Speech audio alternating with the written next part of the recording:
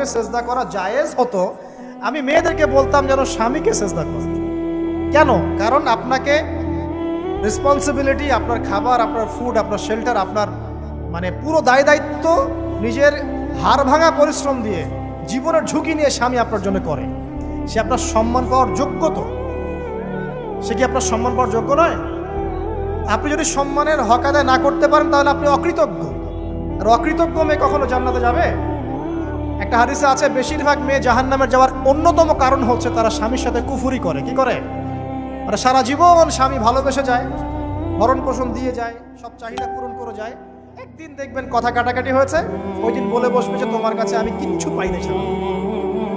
এই যে কুফুরি, এই কারণে তারা জাহান্নামে যেতে পারে বেশি। আল্লাহ হেফাজত করবে। আরেকটা কারণ হচ্ছে যে বেপর্দা। আপনাকে 4টা মূলনীতি ফলো করতে হবে। 1, এমন কোনো পোশাক পরবেন না যে পোশাকটা আটো সাটো, যেটা পরলে আপনার গায়ের কাঠামো বোঝা যায়। এটা বোরখা হলেও পরা যাবে না।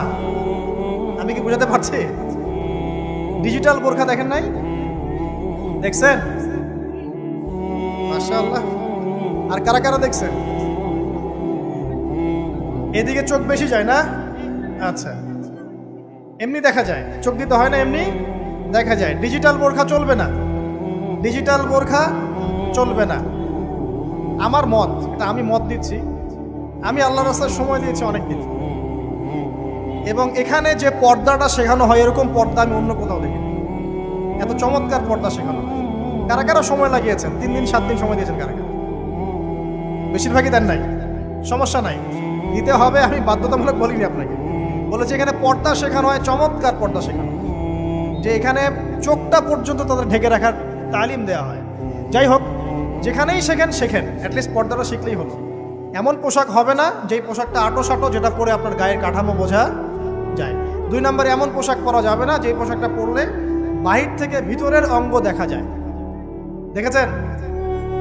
দেখেন নাই? দেখছেন হুজুর? আচ্ছা, আপনারা তো সব দেখেন দেখি।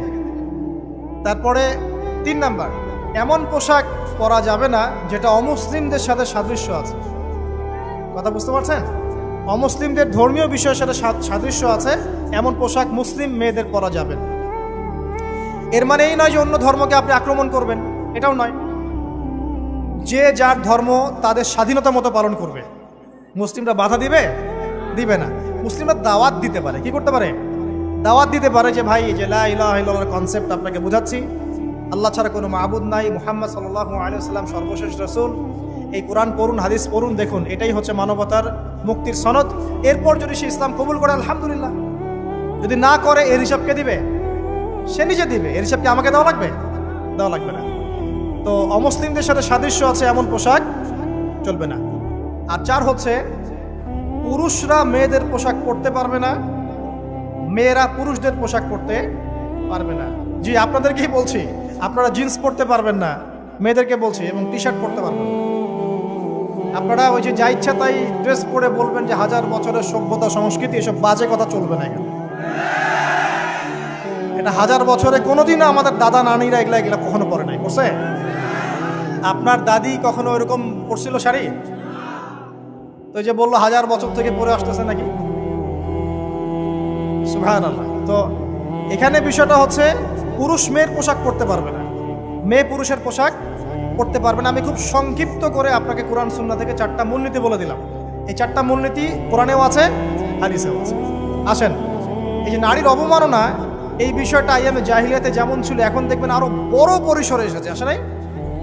এই যে ফ্যাশন শো, দেহের প্রদর্শনী, বিভিন্ন ফিল্মস দেখবেন, ফিল্ম ইন্ডাস্ট্রিজে দেখবেন, মিউজিকে দেখবেন, পর্নে দেখবেন, মেয়েদের দেহটাকে নিয়ে ব্যবসা করা হচ্ছে। আগে তো না হয় কন্যা সন্তান হলে জীবন্ত পুঁতে ফেলতো নাকি? এখন যদি গর্ভের বাচ্চা মেয়ে জানে, অনেকে আগেই মেরে ফেলে। বুঝেন নাই মনে হয়? অনেকে যদি জানে যে গর্ভে মেয়ে সন্তান আছে, আগেই মেরে ফেলে। এমন অনেক দেশ আছে, আমি নাম বলছি না দেশের সঙ্গত কারণে, যে সেই দেশে এরকম মেয়ে সন্তানকে এই যে খালাস করে ফেলার, নষ্ট করে ফেলার, ভ্রূণ নষ্ট করার আলাদা ক্লিনিক আছে, আলাদা হসপিটাল আছে। বলে নাউজুবিল্লাহ। তো আসলে ওই 1450 বছর আগের মানুষটা বেশি বর্বর ছিল না আমরা বেশি বর্বর? এই অধিকারের কথা বলে বলে আমরা মেয়েদের দেহটাকে নিয়ে এখন মস্করা করছি, তামাশা করছি। সবচেয়ে সেরা অধিকার কোথায় পাবে? কোরআনে পাবে, হাদিসে পাবে, ইসলামে পাবে। তার পর্দা নিশ্চিত হবে, দেহ সেফ থাকবে, তার ইজ্জত নিশ্চিত হবে, ইজ্জত সেফ থাকবে, তার সম্মান সেফ থাকবে, তাকে রাজরানীর মতো স্বামী বাসায় রাখবে, কারণ সে হচ্ছে তার কাছে সবচেয়ে মূল্যবান প্রিয় বস্তু। শুধু তাই নয়, সম্পত্তির